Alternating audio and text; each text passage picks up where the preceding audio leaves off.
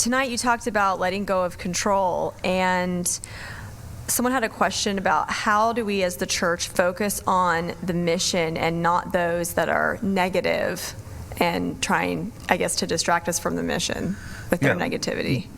Remember this, that most people that are negative in church is because they've been through something.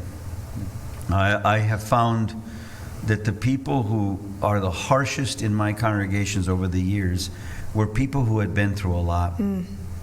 There was a lady who was cruel. She was very mean. And she'd have a Bible verse before she beat you up verbally.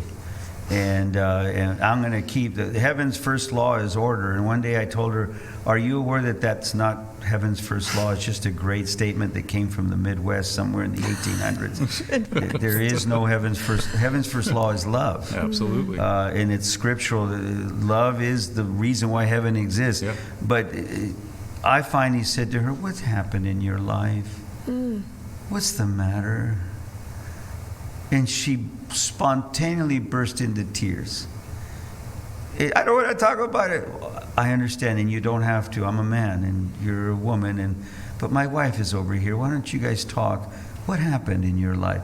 It turned out she had suffered abuse as a child and abuse as a young adult, and she was angry at the world. And then she accepted the Lord in her life. She was baptized, but never resolved that pain. So she took out her pain on everybody on a continual basis. So instead of punishing her, we had to find ways of understanding her journey and loving her. So much of what needs to happen in a congregation today is we need to forgive each other and love. And those who need help can find it in that kind of an environment.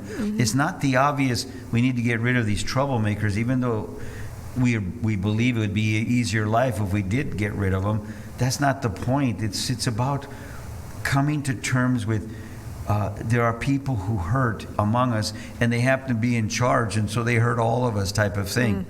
And then that leads also to then, it's not about control of the program, it's about trusting others.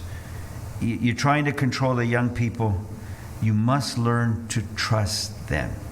Allow them to make mistakes. Allow them to sing out of tune or not the best instrument or not even your favorite style of music. But if they're serving the Lord, that's young person's going to grow. That kid's going to become something you've always dreamt they would. But this is their starting point. It takes a maturity. It takes real courage to trust people. And we can learn that in an environment of love and forgiveness.